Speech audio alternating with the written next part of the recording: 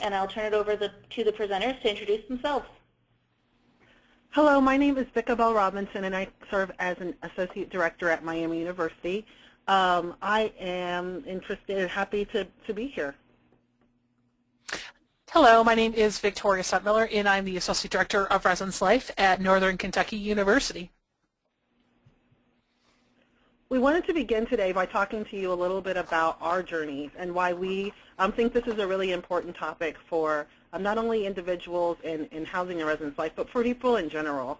And so we will be doing that. So for me, I should tell you that our presentation is based a lot out of Dave Ramsey's Financial Peace University. And so my journey really began long before I participated in Dave Ramsey's Financial Peace University. I graduated from the University of Illinois at Urbana-Champaign with no college debt, very little actually, I should say, college debt. And then I went on to graduate school at Grand Valley State University and had, a fully funded assistantship, and it was great. And so when I left graduate school, I didn't have any consumer debt at all. I had one very small student loan and then no consumer debt. But by the time that I left North Central College, which is where I did my work right out of grad school, I had a pretty substantial amount of consumer debt. And so, a lot of times we blame it on taking jobs at institutions that don't necessarily pay a lot or whatever, but really for me it came down to kind of money management. And so after years of not really knowing what, constantly having too much money or too much month and not enough money left, finally some friends of mine were like, you really need to check out this Dave Ramsey Financial Peace University thing. And so I dragged my husband kind of begrudgingly to this event, and it seriously has changed my life. And Victoria, as we will discuss throughout this presentation, it was just such a life-altering experience that we really felt the need to communicate this information early. I know that we're all smart people. I know that I'm a smart person, but I just was completely misguided in how to manage my money and how to make my money work for me. And so I spent a lot of unnecessary time, a lot of years unnecessarily worried about what am I going to do to get the next job so that I can make more money, so that I can feel comfortable financially. So hopefully that this will be a wonderful learning opportunity for you all. And I'll turn it over to Victoria so she can share a little bit about her story. My journey began about June of 2011, in which I was taking a vacation at my parents' house with my husband. And my father said, I think I need to look into this Dave Ramsey Financial Peace class. And I said, well, what is it about? And he explained it to me. It's about finding peace within your finances and getting out of debt and just managing your money. And my father is Chief Financial Officer for his company. And so I took a little offense to that. I said, well, do you think that I don't know how to manage my money? Because I feel like that's something that I've always prided myself on. And he said, I think anybody and everybody can use help in understanding their finances and understanding how to be on a budget. And so my dad offered, my parents, both of them, offered to send my husband and I through this class as a gift. That was our anniversary had just passed. And they offered it to us as a gift. And I was like, oh, okay, well, I guess, a Sunday, 2 o'clock, 2 hours every Sunday for 13 weeks. It's a big commitment, but let's see how it goes. And I would agree with Vicka. It was a life-altering experience. I've never been on a budget before in my entire life. I kind of used my bank account as a zero balance. So when the money was gone, I was done spending for the month and waited for the next month's paycheck. And what the class did was really teach me how to live on a budget and how to be able to manage my money so that I wasn't counting down the days to the end of the month or the beginning of the month when I got paid. And this class really changed my whole attitude, and this whole Dave Ramsey concept really changed my attitude about money in general. And so we started our journey, my husband and I, with some student loan debt, 2 cars, a couple of credit cards that we had, and so we started our first budget of July 2011, and 9 days from today, so next Thursday, we are going to be 100% debt-free. And it has been excruciating journey at times, but knowing that it is 9 days away, it is a highly rewarding experience. And I'm anxious to be able to find out what happens next. And my gosh, there's going to be more than 2 digits in my bank account. And what does that mean? So how do we work our budget, like the next steps? How do we work our budget differently? How do we live differently? Knowing that when we get paid, that money is ours, that we don't have to pay it to debtors anymore, that we tell our money where to go now. So our journey began almost a year and a half ago, and although we are out of debt, we are continuing the journey that Dave Ramsey has set for us and guides us through. So that's kind of where my journey is. As we look at how we're going to spend our time together today, we've got agenda, some vocabulary. As I dive into this agenda, I wanted to make sure that everybody saw on the front page that Vicka and I both have Twitter accounts, and that you're more than welcome to tweet during the session. The hashtag Live Like No One Else is something that was started during the presentation that we did at GLACUHO in November that was highly successful, and so we're here again talking about exactly the same things, which I think is great. But if there's tweets that you want to send out as we give you nuggets of information and nuggets of inspiration, definitely do that. But we're going to talk about the 7 baby steps that Dave talks about. Once again, we're not here to endorse Dave, but we're talking about the items that have worked for us and that has been successful for us and that we look forward to the rest of our lives. So part of that is the 7 baby steps that Dave talks about, as well as a 4 walls concept that Vicka's going to talk about.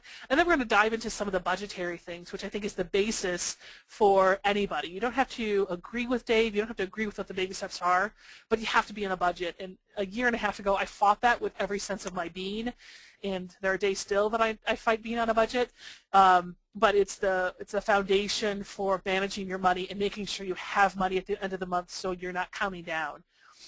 So then I want to dive into some vocabulary as well to make sure that people who are out there are understanding kind of where we're coming from with stuff. Well, you'll often hear us say, well, Dave says this. So Dave's advice is this. And that's because Vic and I are so engrossed in the Dave culture at this point that we have at our disposal what Dave would say about specific items and how to be able to function. So we function through that avenue. The nerds versus free spirit is something that Vicka and I, every time that we think about and talk about, we kind of joke. In Dave speak, you're either a nerd or a free spirit. As a nerd, you're the person that loves budgets, loves putting together. It is January 21st today, 22nd, and Vicka, being the nerd of the pair of us, she probably has her budgets done for February, March, and April ready to go. Me as a free... 2% payroll thing is throwing me off, but yeah. Valid. But as a free spirit, I'm like, I'm sure we got the money someplace. We'll just pay for it and figure out the budget stuff later. So I think that what that does is that brings 2 different perspectives to any relationship and any table, and how do you manage your money and how do you go through the 7 baby steps. So we talk about the nerds and the free spirits, how they would handle different things. There's this ancient word that's out there of no. Being able to say that to yourself, being able to say that to your accountability buddy, the person who's there living your budget with you or making sure that your budget is something that you keep with. This ancient word of no is something that's going to become very familiar with those folks who take some of the advice that we have today and put it into play. It's not in the budget is another phrase that we often use. My husband he has a... in his car, because he travels a great distance to work, in his car he has his phone that's in a suction cup to the window, and it broke on Friday. So he wanted to go this weekend to be able to get a new one. I'm like, okay, so where's this coming out of the budget? Because it's instantly happened, you don't know where it's coming from, and we have to talk about what's not in the budget and what is. So that's a phrase that's often used in my house, at least. We're going to talk a little bit about budgeting and dumping debt and some of the differences and similarities that come with those 2 things on the budgeting pages. And then we're also going to talk about the debt snowball and how that plays into our budgets a little bit as well. The debt snowball is a concept of how do you take the budget, the debts that you have, and how do you pay off them one by one? How do you make it so that you're making traction in paying off your debt?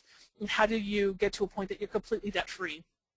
The statistics and surveys that Dave Ramsey and his company have done say that the couples and families that are on a budget and follow his steps 1 and 2 get out of debt in 18 to 24 months. If you really commit yourself and if you really dive into it, as he says, rice and beans, beans and rice. If that's what your if you're going bare bones and you're not doing anything frivolous, your debt snowball is going to benefit from that, because that debt snowball is what's going to get all your extra funds to continue continue paying off your debt in that 18 to 24 months is what your goal is. So that's some of the vocabulary that you're hearing from us today and some of the basis of what's going on. So we dive into the baby steps at this point. And again, these are the 7 steps that Dave talks about of how to be able to get out of debt and build wealth. That's really the basis of this. And so what the first one talks about is everyone should have a $1,000 emergency fund. This is, the emergency fund is when your car breaks down and you need your car to get to work, you use your emergency fund. It's not, there's really no food in my fridge and I'm too lazy, so I'm going to stop at McDonald's on the way home. The emergency fund is for a true emergency. This is what you want to build towards the first couple months. It should take you about 1 to 2 months to build that fund and set that aside and do absolutely nothing with it in case of an emergency. If you are single or if you make below $18,000, that can be a $500 emergency fund. That $1,000 for most couples, for most families, for most individuals, $1,000 is what you need. The second one is paying off your debt. This is what takes the most time for most individuals or families that go through the baby steps. Paying off debt takes 18 to 24 months using the budget system, using the debt snowball pieces of starting with your smallest debt first, not by interest rates, but by your smallest debt. If you've got a $50 Target card, $50 on your Target credit card, and you got $100 on another one, and $1,000 on this, and your car is $10,000, and your student loan is $20,000, you start with the smallest, and you pay that off. And as you pay off that $10 a month, $50 a month to pay off that target, that $50 then gets rolled into the next lowest debt. And then it rolls in and rolls in and rolls in. So you pay off your debts as the second one. Pay off your debts, debt snowball, baby step number 2. The third baby step is 3 to 6 months of your expenses. So what you do is you take all the expenses that you have on a given month. That is your envelope system, that is the bills that you have, your mortgage, electricity, all those types of things. And what does that pay per month? What are you paying expenses per month? And then you do 3 to 6 months of expenses. You add it to your $1,000 emergency fund, and that becomes baby step 3. Baby step 3B, as in boy, is also where you start saving for a house. If you want to purchase a house someday, this is the place where you can do that as well. Baby step 4 is the 15% invested. This is through your jobs. This is through any kind of Roth IRA that you want to be able to purchase. 15% of your income should be invested. Number 5 is saving for college funds for you, for your kids, etc. You're saving for college. Number 6 is that you pay off your home early. Dave has been doing this long enough. There are people that are at this baby step 6 and 7, and once people start these baby steps and start at number 6, once they start in baby step 6, it takes them about 7 to 8 years to pay off their house. These are individuals who have 30-year mortgages. They're paying off their home in 7 to 8 years, which I think is unbelievable. And then the 7th is building wealth and being able to give to those things that are of value to you and that you believe are worth the money that you have earned, and every dime that you've earned, what do you want to be able to give that to? So 7th is building wealth and giving. 2 things I want to mention. The first is that we are obviously taking questions, so if you have questions, you can feel free to type them in the questions box, and we will take those as they come in. The second is that, and Victoria mentioned this, that we recognize that Dave Ramsey is just one of the financial experts that is dealing with helping people resolve personal debt and stuff like that. And so whether it's Dave Ramsey or Susie Orman or whatever, we just feel like it is just such important information for folks to have and how to manage their money. It's profoundly important. So I'm going to talk a little bit about the 4 walls. So we're going to move into a part of our presentation where we start talking about budgeting. And so as we start thinking about that, there are 4 things that you want to make sure are in your budget. The 4 walls basically protect you and your family. And so the first thing is food, right? Like if you're like, well, I want to get out of debt and I want to do this and I want to buy a house and I want to invest 15%, what are some of the things that I should have before I do those things? These 4 things are those things. So the first is food, right? You shouldn't be trying to save money by not eating. Food is an important part of what keeps us healthy, what keeps us safe, what keeps us happy, and so it's important that you are that you are making space in your budget, an appropriate amount of space in your budget for food. It doesn't mean that you're going out for 4-course meals. It doesn't mean that you're, going shopping at the most expensive grocery stores or whatever, but that you are making space in your budget for food. For those of you who live on campus and have meal plans, that means maybe you're accounting for eating on campus a bit more than you normally do, in addition to actually budgeting how frequently you are going off campus to buy groceries. Sometimes we get complacent in the use of our meal plans, and we're like, well, I don't want to eat on campus today, so I'm going to go to the grocery store. You really want to pay attention to how frequently you're doing that. And so food is one thing. Shelter is another thing. Obviously, we want to have some place to sleep, some place to keep our belongings, and so you want to make sure that you're accounting for that.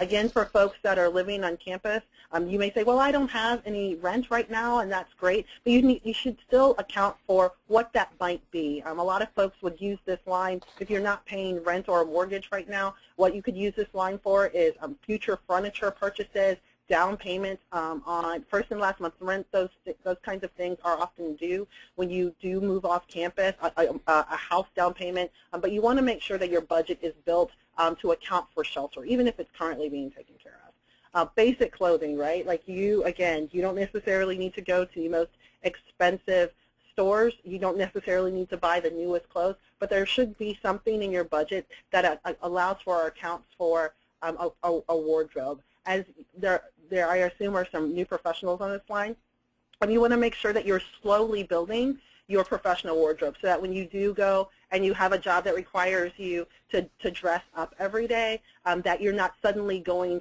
into debt trying to purchase clothes so that you are matching whatever position you happen to have. So you want to build in a basic clothing line into your budget. And then transportation and utilities. Again, for some of our folks that are living on, transportation to work may be your feet, but you want to build in the cost of gas.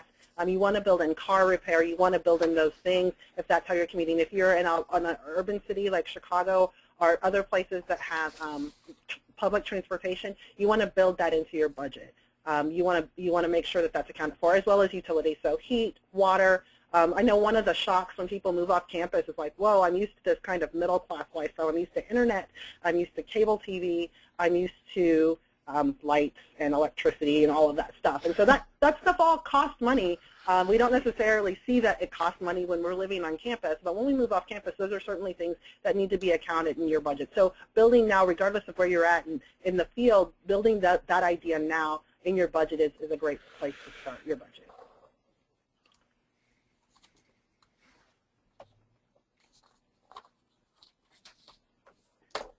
We wanted to spend a little bit of time. We're about to go into our personal budget. We wanted to spend a little bit of time. First, I'll tell you that our numbers are fictitious. So our forms, the forms that you see are forms that we use, but the numbers that are represented in them are developed specifically and for the purpose of this presentation. Probably close to our real numbers, but just in case you were wondering, they're made up.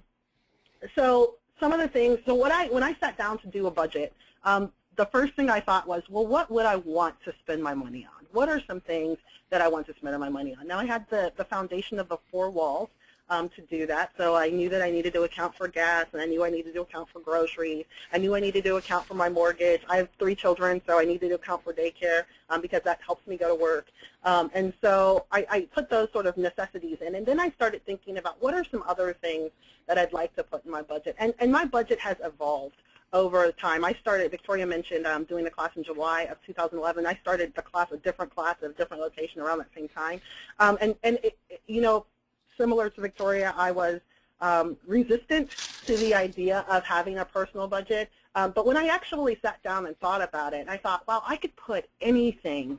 I could put absolutely anything in my budget. So if I want to have an amusement park ride, a line, or if I want to have a travel line, or if I want to have an eat-out line, or whatever, all of that stuff can go in my budget. And so I put in those kinds of things. I also put in some surprises, like, oh, my Norton antivirus is due, and that always surprises me in January. So let me put that in my budget so that I know how to account for it. Or my car insurance doesn't come this way, but so a lot of people have car insurance that doesn't come out every month, but comes out twice a year or once a year. So putting that in your budget would be a good thing to do. So Victoria, I don't know if I will say just one more thing.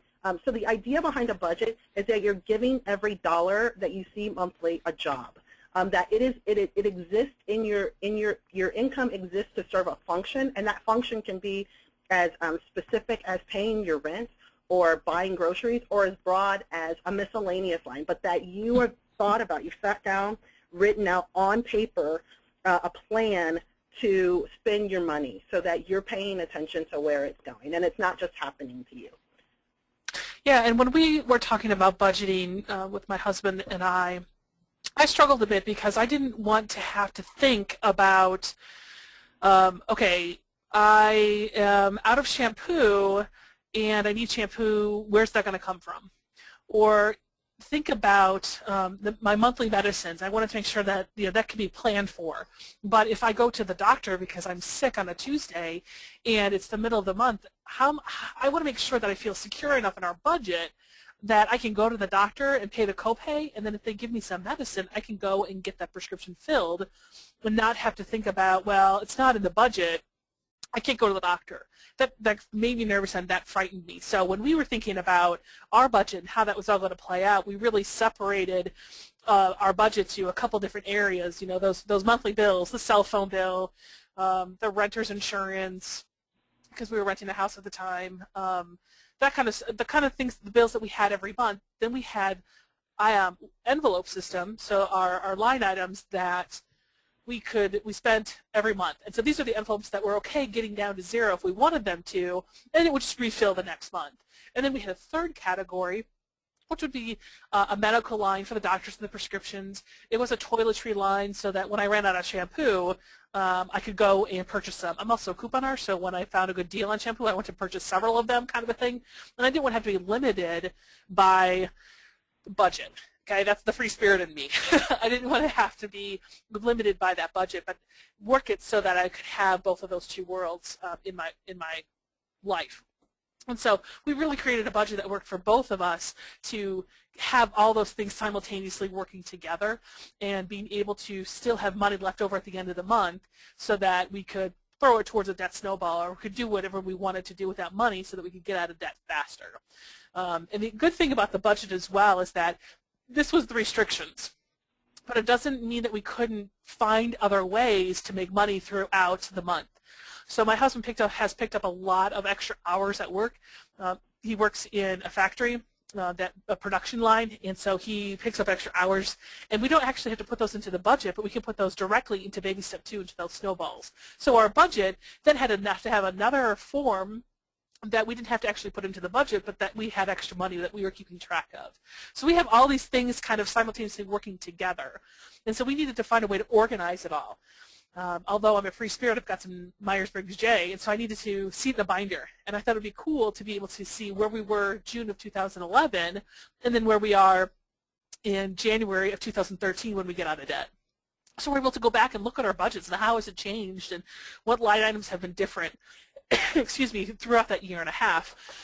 So we have a records that we're keeping of all those budgets. But more importantly, I think the one that we use every day is an app that we have on our phones. We both have iPhones, and we have an app that we actually share with each other, and that is connected as well to an online account. And it's our envelope system in which we put money into these envelopes, these virtual envelopes every month. And that is how we keep track of the funds that we use. And we're connected, so our apps sync with each other and sync with that online account. So I can go into that app at any moment and know that when I go and visit peers on a Friday night and we go to Panera, old colleagues of mine, old graduate students, that I have money to be able to spend at Panera. Or be able to, when we're out shopping on Saturday afternoon, how much do we have in a grocery budget? We have it right there on our phones. I can see what he's spending, he can see what I'm spending, and have that mutual respect of what our budget looks like. And so we use an app, it has an initials of EEBA, Easy Envelope Budgets, something else that I don't remember the name of. A as an apple is the app that we use. A lot of folks have also used Mint as their app because it connects the app to their bank statements as well. That kind of makes me nervous, so I just use the EEBA as our opportunity to share what our envelopes look like and share the different functions that it has, and then use it online as well. So that's kind of how our budgets have worked, how we started our budgets, how we created our budgets, and how it's gotten us to where we are today. Anything else on that, Vicka? No, so you said again, we just got one question through. Yeah. What is the name of the app? And your response was EEBA? Yes, E as in Edward, E as in Edward, B as in banana, A as in apple. That's the envelope system that we use that I give 2 thumbs up. It does the functions that we wanted to. It's free. You can upgrade to more envelopes and other functions if you want to, but it's an app that I use and we have been using since we started the system, and we love it. Victoria, can you explain a little bit more about envelopes, because you've been using that phrase? Yeah. Sure. Envelopes, I think, can be simultaneously used with the line items pieces of the vocabulary that we've been talking about as well. What Dave promotes is that within your budget, when you set your budget at the end of the month for the next month, that the money that you're going to be spending, you physically take out in cash and you physically put into envelopes. In my family, we do it electronically, which Dave probably wouldn't promote, but it functions and works for us. That's the whole thing about the system is how do you make it work for you? How do you adapt it to make it work for you?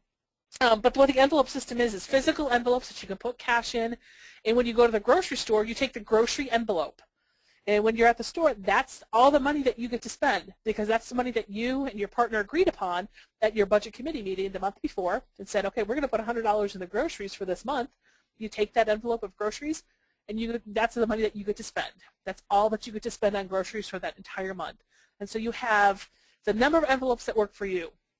I talked about grocery, I talked about eating out, I talked about toiletries, doctor's appointments. So in your house, you have these physical envelopes that have all these cash in, and when you need to spend money, you're taking envelopes with you.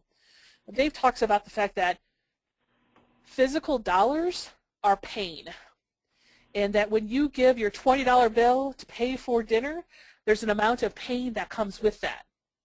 When you use a credit card or a debit card, there's not the same effect. There's not that same effect of that pain that goes along with giving that $20 cash over. Dave talks about that when the bill comes and it comes in that black little tray, it's like Uncle Ben's coffin. You're putting that $20 in and you're saying goodbye to Uncle Ben, and they're never going to see him again. That's a sad day. It's a pain that comes with it.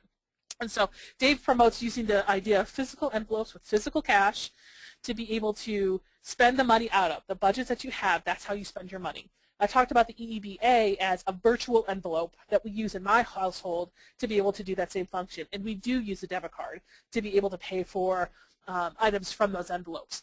There is an amount of pain that comes with it for me because I don't get out of debt as fast. But that's how we use it in our household, how we've been able to adapt it in our lifestyle. Yeah, and what I do in my family is that I just keep a running balance. Although Victoria mentioned that I'm the nerd in my family, and so I say that lovingly, by the way, Vicka. Yes, and I accept that responsibility and enjoy it and relish in it. So, so when we go shopping, before we go out, I'm saying to my husband, okay, we have this amount of money in this particular line. And when we come back, I'm cataloging that receipt. And I'm one of those people, when I go to a grocery store, I went to Meijer this past weekend. I bought an ink cartridge because I'm doing the yearbook for my daughter's school. I bought some clothing items that we needed. I bought food, and I bought some basic household goods. And I had them ring me up 4 different times. I know you're like, oh, I'm glad I wasn't behind Vicka when she did that. But for me, that helps keep track of what line the money is coming out of. And so that's how we do the envelope system. We are also a debit card family. We don't carry a lot of cash. But the idea is that if you only have a certain amount of money in an envelope, then you're only going to spend that much money. That's why it's good to go with cash, because you have to put stuff back. There's no choice.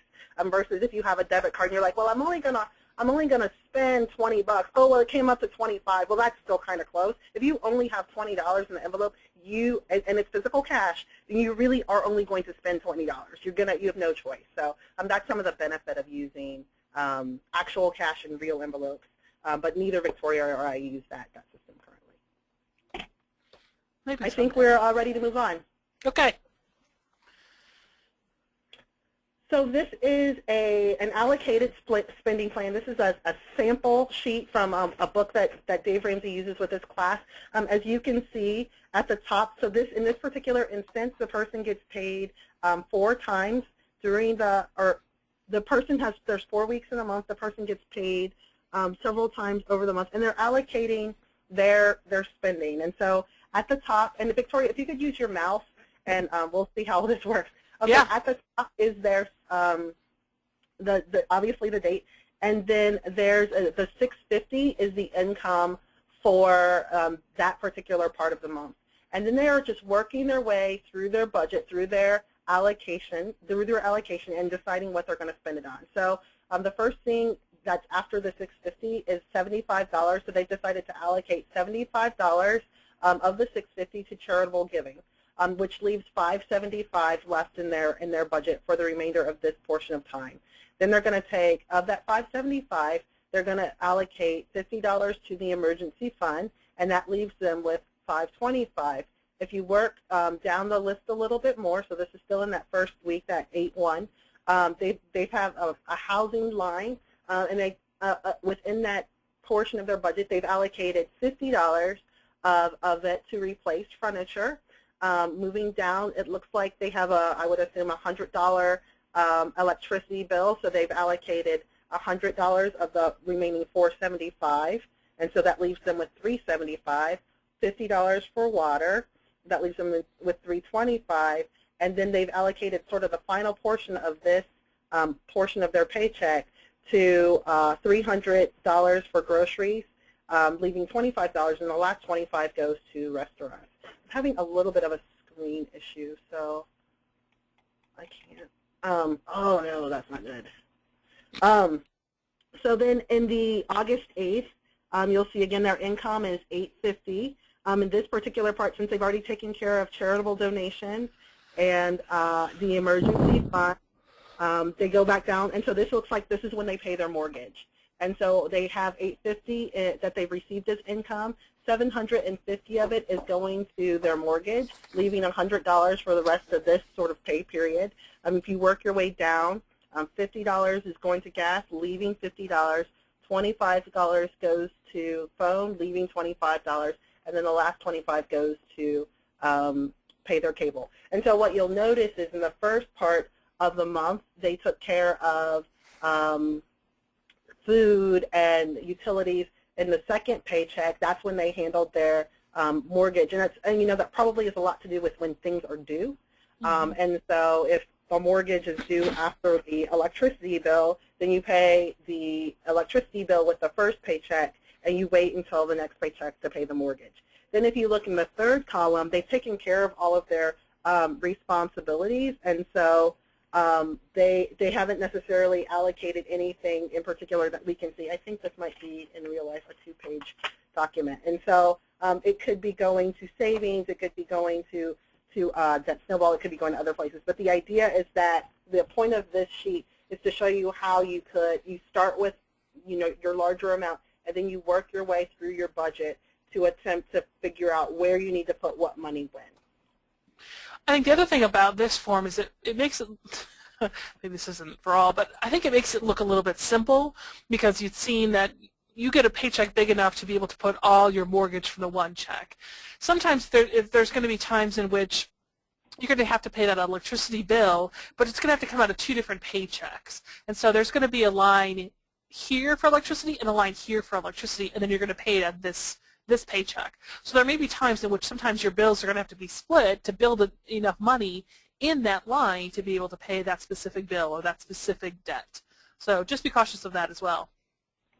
Right, like if you have if your mortgage takes both a portion of your first paycheck and a portion of your second paycheck, then you still may set aside a portion of your first paycheck, and when you get paid the second time, you're putting the first portion and the second portion together to be able to cover the bill. Exactly.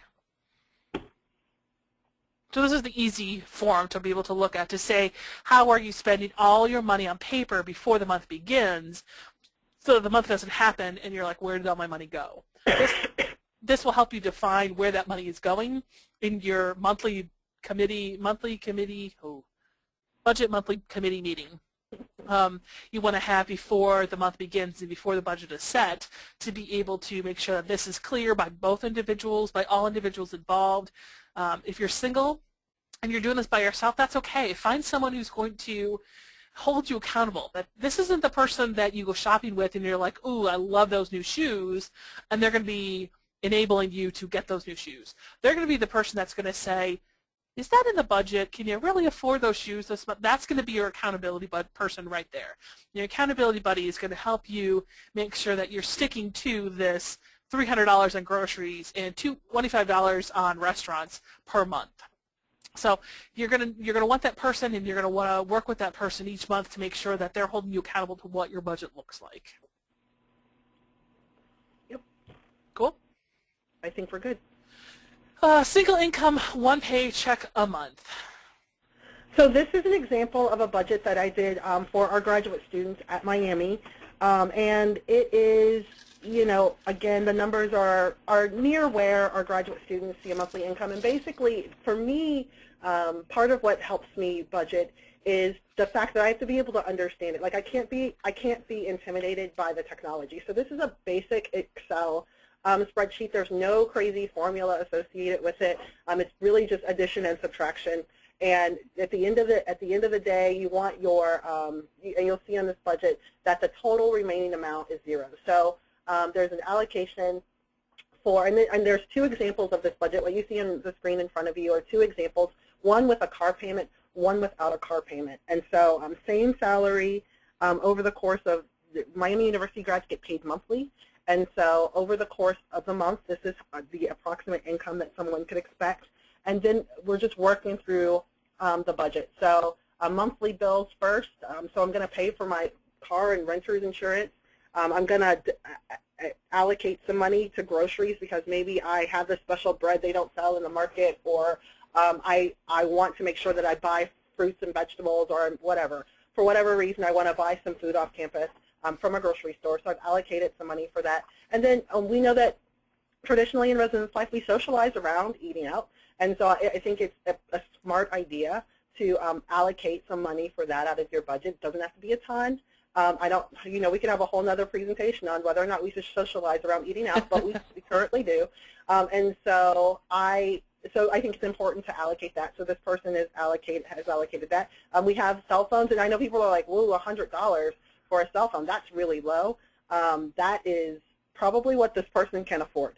So if your cell phone bill, if your income is around this amount a month, and your cell phone bill is higher than that, that may be something that you want to look at if you're struggling with how can I do better about my money.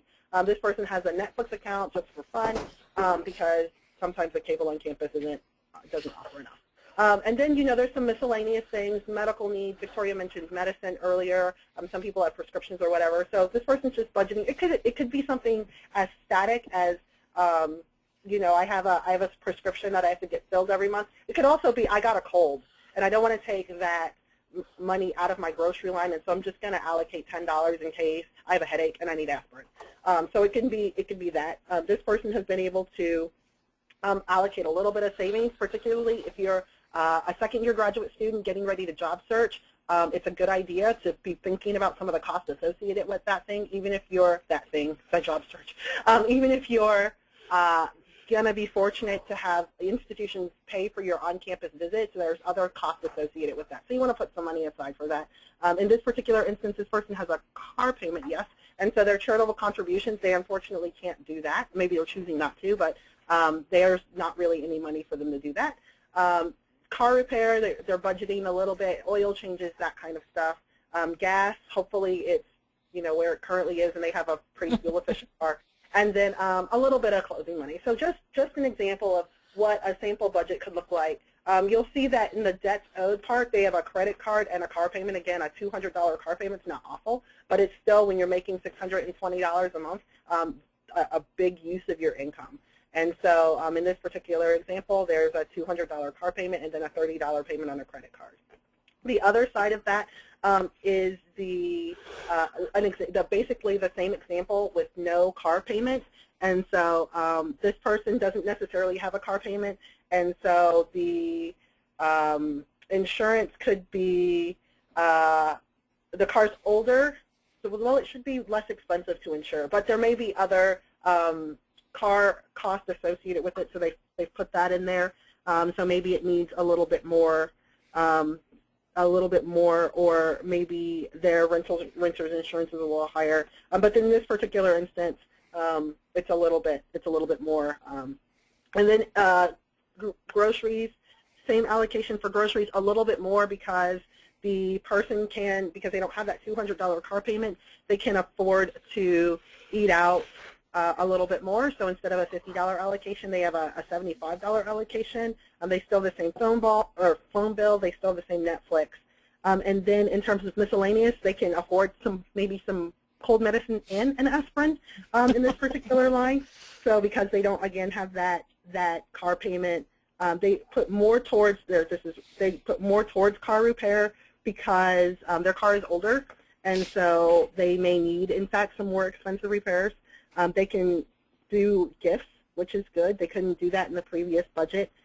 Little more towards savings than their counterpart with the car payment, and then they can do some charitable contributions. So, so that's just an example. These are just examples of how a single graduate student salary may be allocated. So just to give people a sense of what that looks like. Victoria, do you have anything to add? Question for you, Vicka. If this person with no car payment doesn't have any car repairs during the month of September, what happens to that $100? So what Dave Ramsey would say is that if you don't have if you have any access at the end of the month, it should either go towards your savings, or if you have any sort of debt, it should go towards your debt. That you should be paying extra money off on debt, or that you should be putting that towards savings. So for this person, if they don't have any car repair needs in this month, that means that their clothing line can have $125 in it, if that's what they want to do, because they're saving for the purpose of job searching. Again, for graduate students who are looking to do a job search, it might not be a bad idea to create in your savings, even if you're moving that money over, a job search area. People are often engaged, getting married and stuff like that. You can move that money into savings if you don't have any consumer debt. If you have consumer debt, really that money should go extra. So in this particular instance, if I don't have any car repair that month, I can take my credit card, depending on how much credit card debt, and I can pay $130 on that card that month instead of just paying $30 that month. I would also recommend, if this was not September, but this was February and March, as people start going to conferences, that there's a line that comes in for each of those months if you're going for job searching, that you're throwing money into that line item, into that envelope each month for your job search stuff, so that it's not, you do a budget and March 10th someone calls and wants to bring you a campus next week. You've already got money set aside in a line to be able to pay for the extras that come along with that search process. Sure, like, and then if you're like, well, what kind of extras could there be? So you're flying in, and that's great, and they're paying for your flight, but you're going to be hungry before you get there. And so maybe you don't want to take that out of your eat out, because that's your sort of standard. I do that stuff when I'm on campus. I'm with my friends from campus. Maybe I can take it out of my job search line. One of the things that I did when I was job searching was I like to visit the campus bookstores of the schools that I went to. So maybe I want to buy a souvenir, and so I could pull that out of my job search line as opposed to my gift line or my clothing line. So those are just some examples of things that could be associated with the job search, even if even if your expenses are covered. Awesome. Here's another example of what the allocated spending can look like for an individual. This is a single income, and they make about $2,000 a month, and it happens at the end of the month. This person gets paid December 31st for $2,000. For the month of January, they have $2,000 to be able to spend. So in this budget, it's a little bit similar to the first one we saw, but with a couple different aspects in here. So the cell phone's the $100, and here it gets declined into the $1,900. The groceries, the eating out, all happens in that same general vicinity. They have a $365 car payment. That's a pretty substantial car payment, and then all these get deducted from that point on. This license and taxes, drugs, doctors, toiletries, gifts, renter's insurance, those are the envelopes that I was talking about that are standard, that actually build upon each other. So we pay, let's say, car insurance. This car insurance is every 6 months. So we're putting $75.25 into the car insurance line every month until that becomes due. And then instead of panicking that it's due, we know we've got that money sitting right there to be able to do that. So some of these are ones that are paid monthly, and some of these are ones that build. The toiletries are ones that I talked about. That one is, in my world, is one that builds.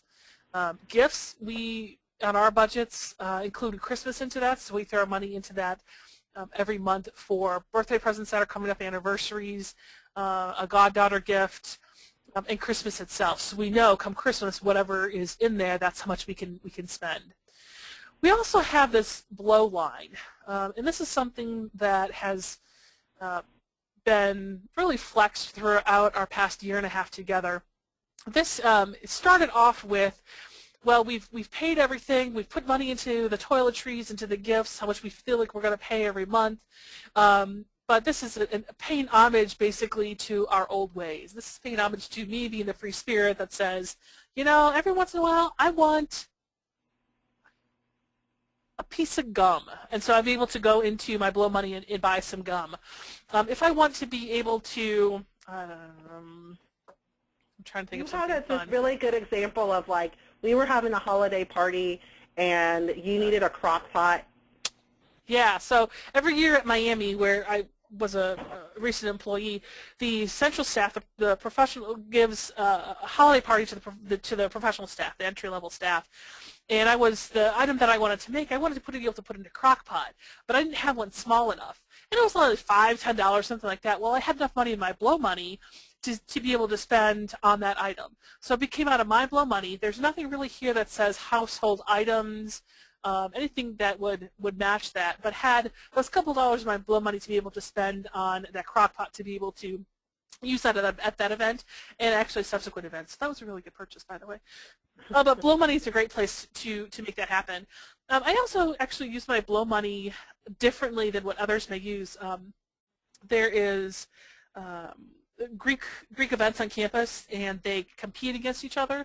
And so every once in a while I have one of my student workers come in and say, hey, do you have extra money that you could throw at penny wars, that kind of stuff.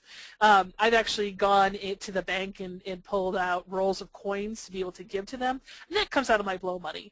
It's just money that I want to be able to spend, that how I see fit, that we've agreed $32.75 on this budget is something that we both have said, yeah, that's money in which E is my husband. I have my own line as well, but this person is E, let's say, and they can spend however they want. This is the free money. This is homage to not having to budget ever again, that they can pay that as well.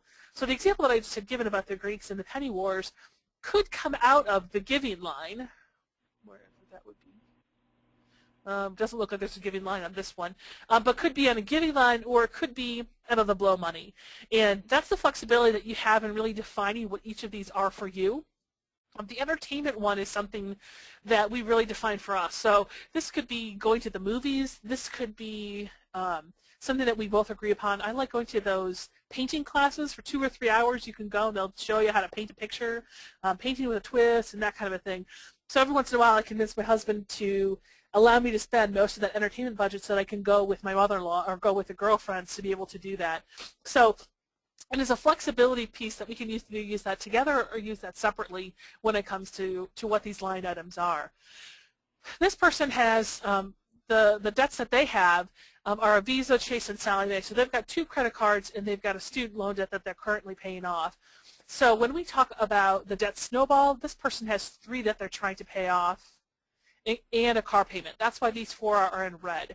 These are the ones that they are trying to pay off and get out of their lives as quickly as possible.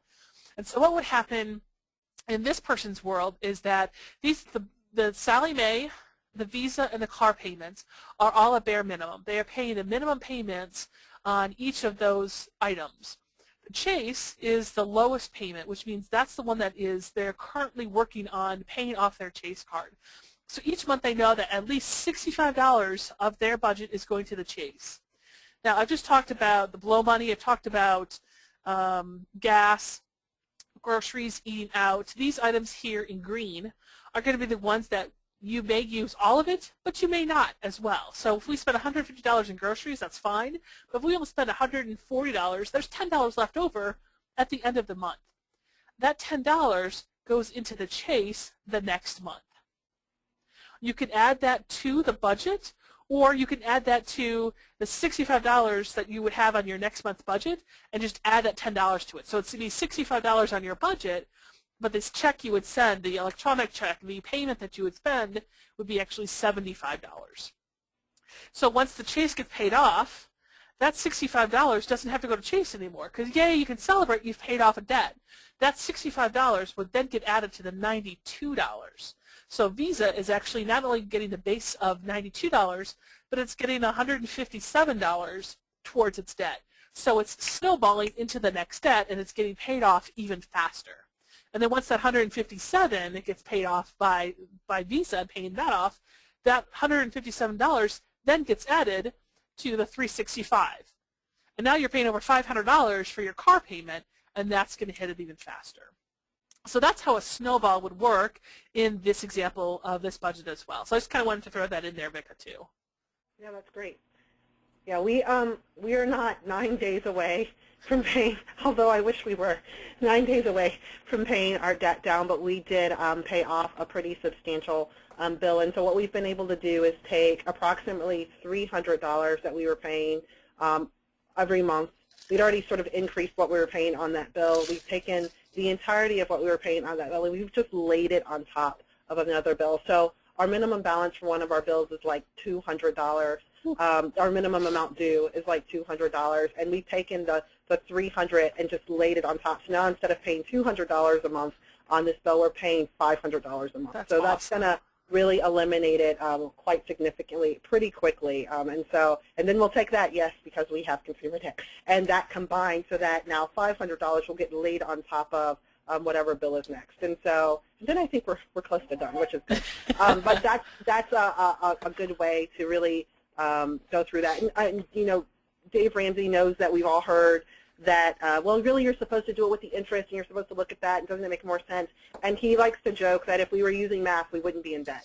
And so if you're like, well, I've heard this other thing, the idea behind the debt snowball is that you want to get an early victory kind of quickly. And so if I have $150 that I owe to Target, and I have an extra $150 in my budget, then I'm done with Target. I don't have to worry about the $17 a month over the next year and a half that I need to pay them to pay that off.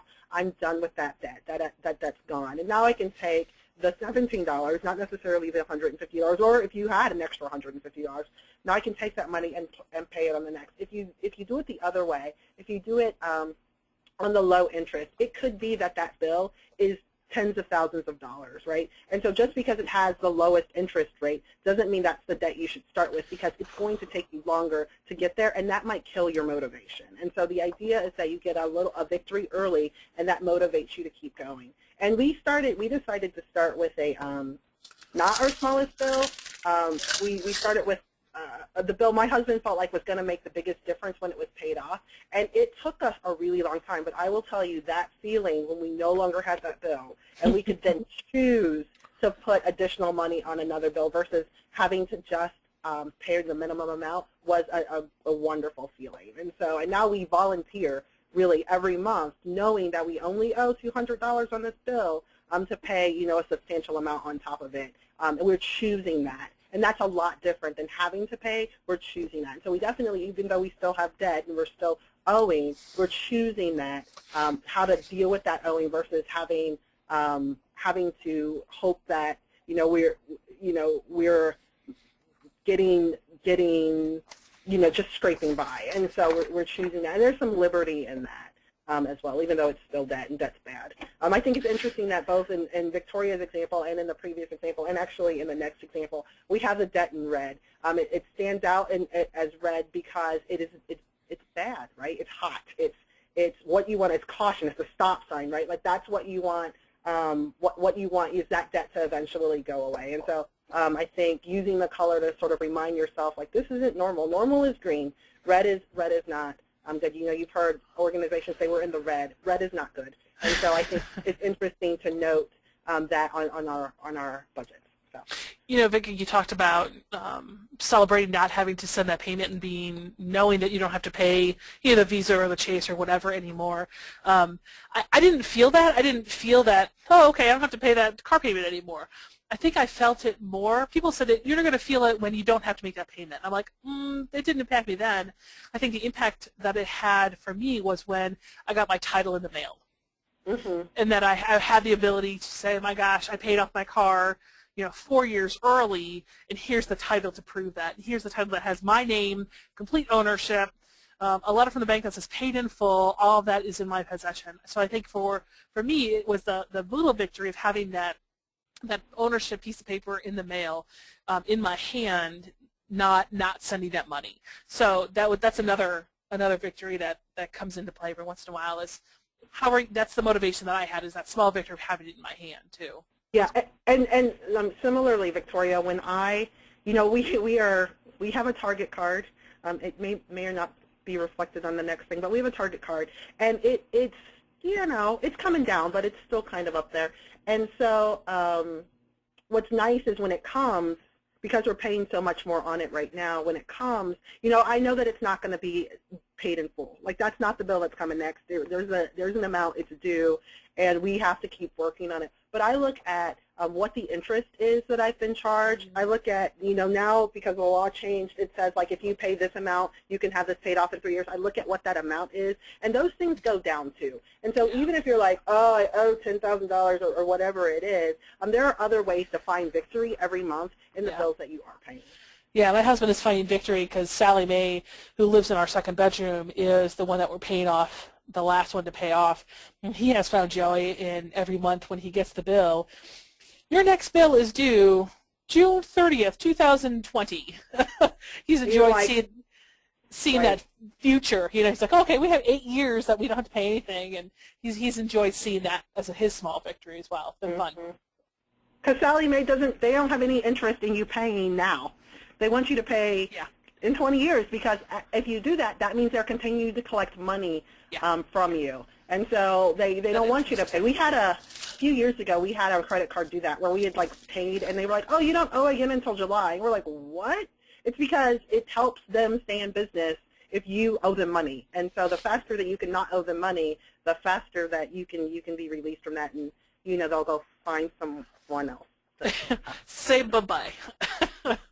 Okay, well, let's move into some of our audience out there that may have dual incomes, how that fits into what the budgets may look like. And so this is the budget, and this is a pretty accurate depiction of the budget that we use in the Bell-Robinson household. We use this, again, you can tell it's just pretty simple. Again, it's just addition and subtraction. My husband works in Northern Kentucky, ironically. I work at Miami, and we make some money every month, which is good, because we probably wouldn't voluntarily go if they weren't paying us, although they're great places. And so, basic math, there's our total, the $5,600 is our total allocated. Occasionally there'll be carryover, occasionally there'll be some other stuff, but this is what sort of I budget around every month. And I just start deducting what we owe. So yes, for those of you that are curious, it is about as expensive to have 3 kids as it is to own a house in daycare. And no, it doesn't save me money to not work. I've already looked at that. So here's an example. I have our budget. It's pretty long, and so there's another slide. But I have our budget sort of broken up: allocations, monthly bills, occasional bills, and then there's miscellaneous, I think, charges and some savings stuff that's in our budget. But it's pretty understandable. One of the things that I do is I forecast, or I allocate what I think the month is going to look like, and then I mentioned this earlier, I keep a running total of our expenses. And so in this particular example, the December allocated for groceries was $4.95, and that particular time we were coming in around $276, so hopefully it was near the middle of the month. And so I'm just paying attention. And so when we get close, and we don't tend to get close on groceries or on gas because I budget sort of over on those, not significantly over. We get close on groceries. We don't really get close on gas. But I'm having ongoing conversations. My husband and I are having ongoing conversations about where we're at in the month and where we're at in the budget.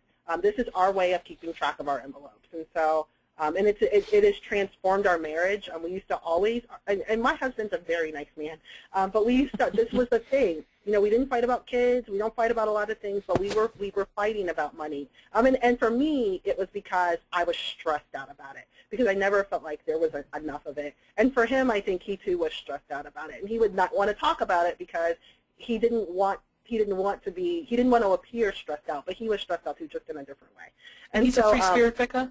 He is, Frank, when we started the Dave Ramsey class, we thought we were both nerds and both free spirits. The reality is that I am definitely the nerd, he is definitely the free spirit. Gotcha. And so I can spend hours, literally, I probably spent hours on this fake budget. Like, I can spend hours figuring out how to get it just so. And so, instead of being frustrated that he is overspent, when he's about to go out, I say, look, this is where we're at, and this is what I need you to know. He said to me just the other day, he was like, it impacts what I'm thinking about when I go out. We don't have fancy phones because that wasn't in the budget, and so we have less than fancy phones, so an app's not going to work for us, but we have ongoing communication about what's in what line.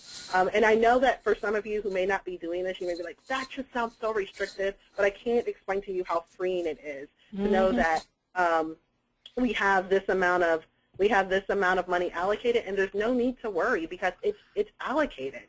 And so you'll notice in my occasional things that surprise you, right? My kids need school supplies, and so we have a line in that, and it doesn't have anything in it most of the time because most of the time I'm not buying school supplies.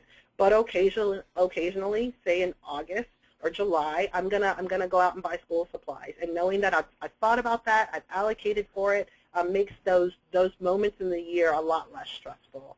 My daughter buys lunch, and so we allocate that. Of course, lunch is going up. I'm like, well, this is an old budget. Lunch is like, now we allocate like $35 for that. But we allocate some money for her to be able to, she doesn't eat lunch every day, but we want her to have the opportunity to eat lunch out. She does eat lunch every day. Some days she packs, and some days she buys in the cafeteria. And so we allocate so that she has the freedom to do that. So, Victoria, if you want to go to the next slide. This is an example of what it looks like when I actually notate everything in, so in this particular example, it looks like it's my gas line, and so we had almost $400 allocated. We've spent $162, and hopefully the math on that works. And so that's just an example of when we spent it. I keep track of who's buying gas. Mostly because I know I'm going to come in under that all the time, and so it's a little bit of a competition to see who can buy gas less. But I take the bus, and he drives in, so I win that every time.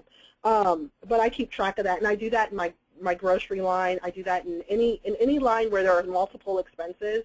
I keep track so that if something doesn't seem like it's evening up, I can go back and allocate and account for everything that we spent in that particular line. So. And because I'm a nerd and I watch our accounts like a hawk, I frequently go back and recalculate just to find out that it is exactly where we need to be. So those are some examples of our budget.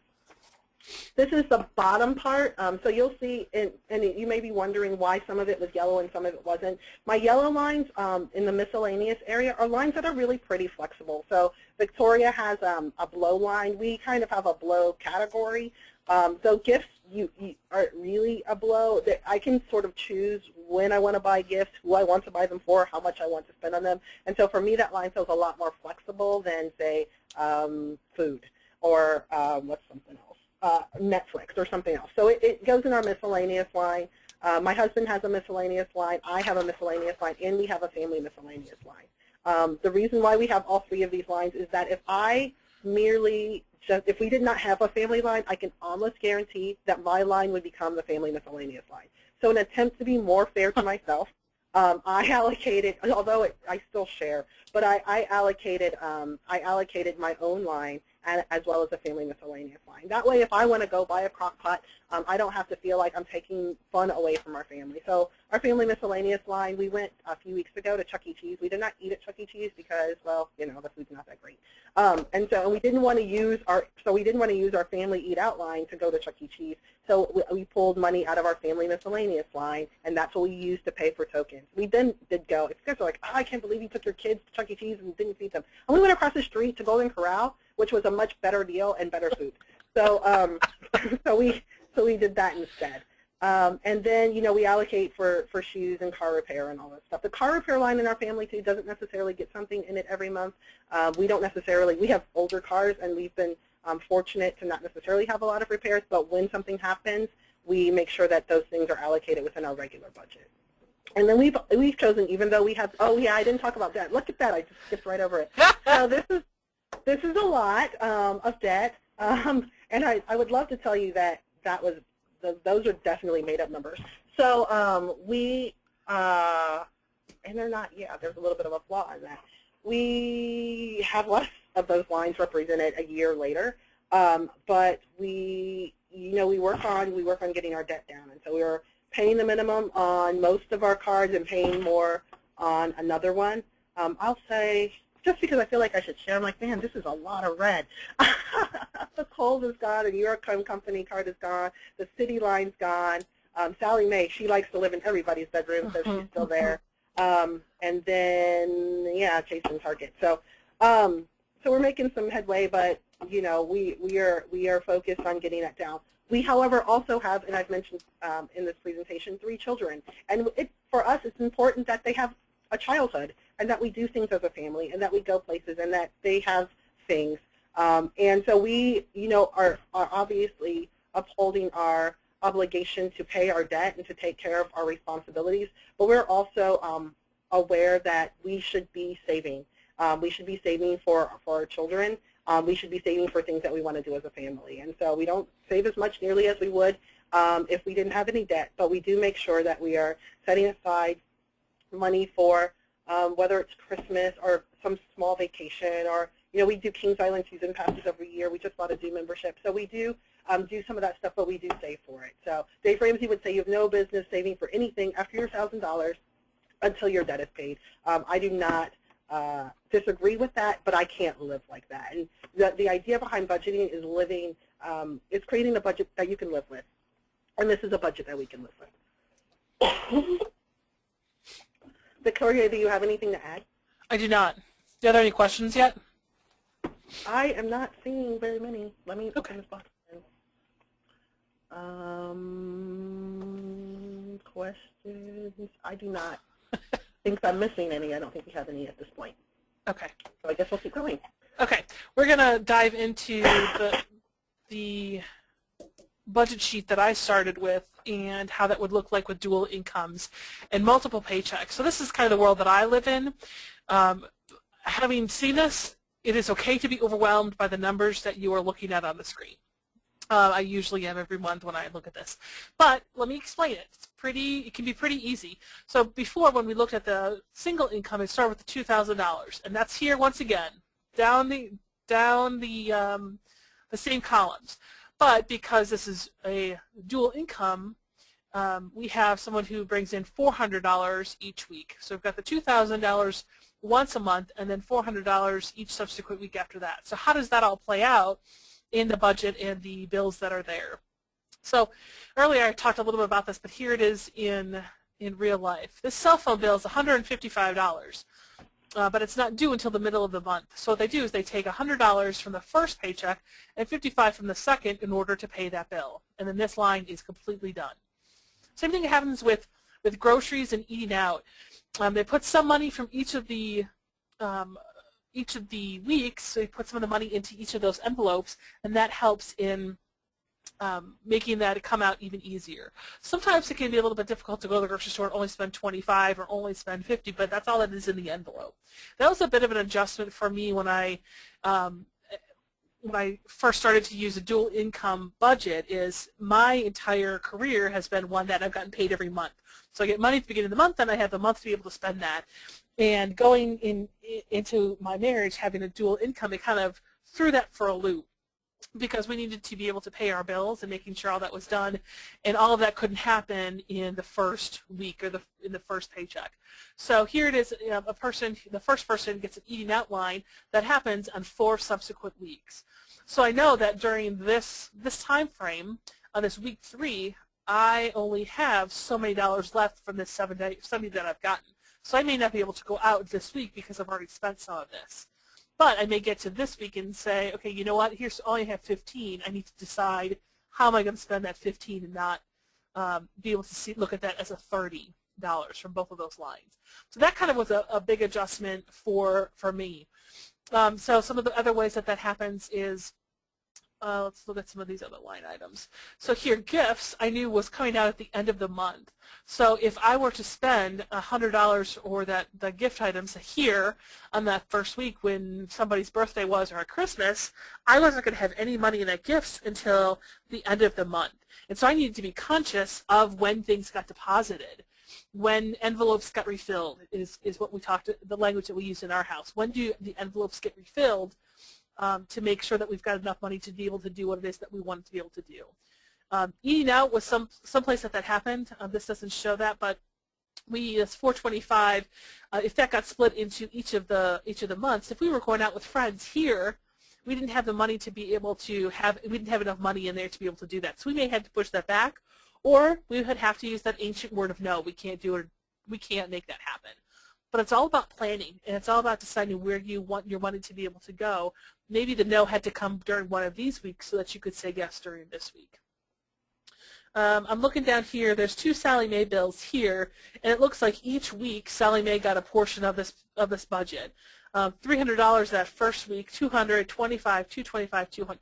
That's $950 out of this monthly pay period that Sallie Mae got of this family. That's a lot. That's a lot of cash out of $3,600.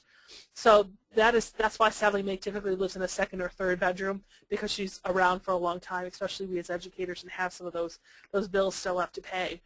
But this is one way in which we created our monthly budget.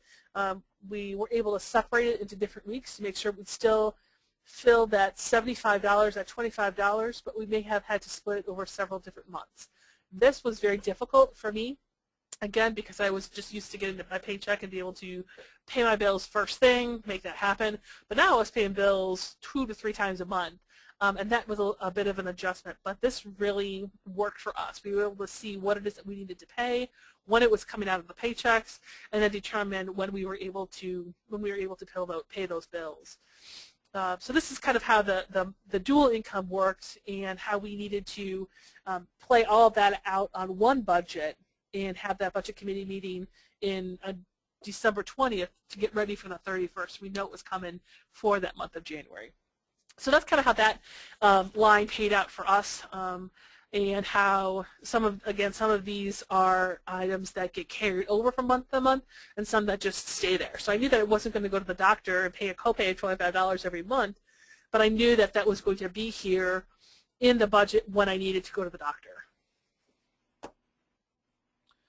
All right, Vicka? Yep. Okay. Final advice. So if you tell your money where to go, you will have more of it. And really, everybody's trying to tell your money where to go. So you just want to make sure that your voice is the loudest voice that your money hears. Because if you're not paying attention to where it's going, if you're not telling it where to go, it's going to find places to be. And you just want to make sure that you're the loudest voice. It's an important thing to create goals. What do you want to do? If I want to buy a house or move off campus or buy a new car, how am I working financially towards that, so that when I get to that point, I'm not having to take out more debt? Now, it'd be great if we could all go out and buy houses and pay full price for them and not ever have a mortgage. And that's not necessarily all that realistic, although it's possible.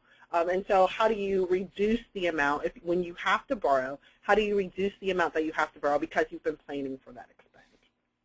It's important to have an accountability buddy, and I always offer, and so I offer to everybody on this webinar, if you need a no person, just call me. I will be your no person. I will tell you no easily.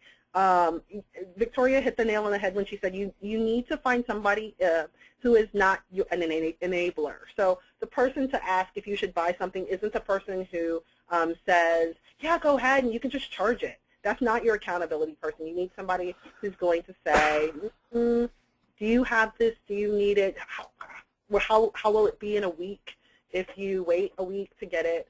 That you want somebody that's going to be able to really challenge you to ask those questions. I was actually talking to a cousin of mine a few weeks ago, and she was like, I hate taking money advice from my parents because they're their opinion is just charge it.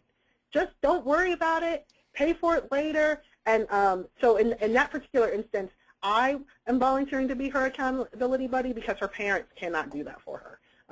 That's not how they think about money.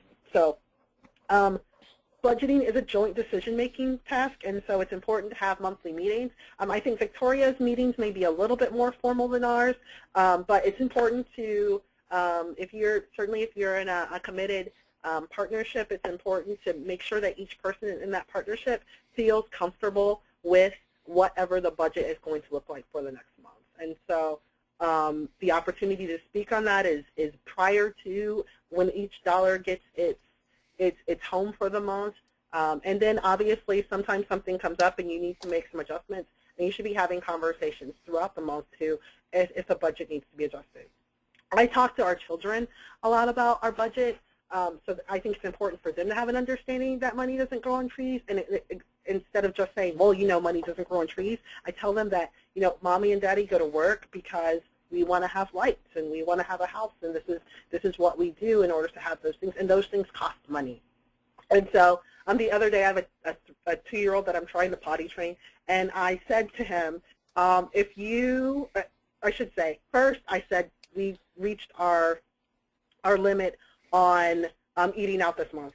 And so we had a good time, but it's over, and so we need to not eat out the rest of the month, which is not a problem for us. And so explaining that to my 5-year-old. And so then yesterday I was talking to my 2-year-old, and I said, if you don't have any accidents, and you are potty trained, if you use the potty all the time, we will go to Chuck E. Cheese. To which my 5-year-old said, I thought you shouldn't have any more eat out until February. So she's clearly paying attention. I think that's a great story. I said, well, we can go in February. And then I said to her, I'm not worried because he's got to make it if he is potty trained right now and he's just been holding out, boy, we're gonna have some serious conversations. But I think it's really important to talk if you have children. It's important to involve the entire family, not just the adults, but the children as well, and how we spend money, how we use money. I think I want to normalize for my children the concept of budgeting, because what I don't want, and I think what Victoria and I, part of the reason why we continue to do these presentations is that we were just misguided. And I think, I left graduate school with no consumer debt. There's no reason why I should be sitting with the amount of consumer debt that I have right now. I just didn't know how to make money and budget it appropriately. And maybe that's a flaw of the public school system or my parents or my graduate program. I don't know. I don't think it's anybody's fault.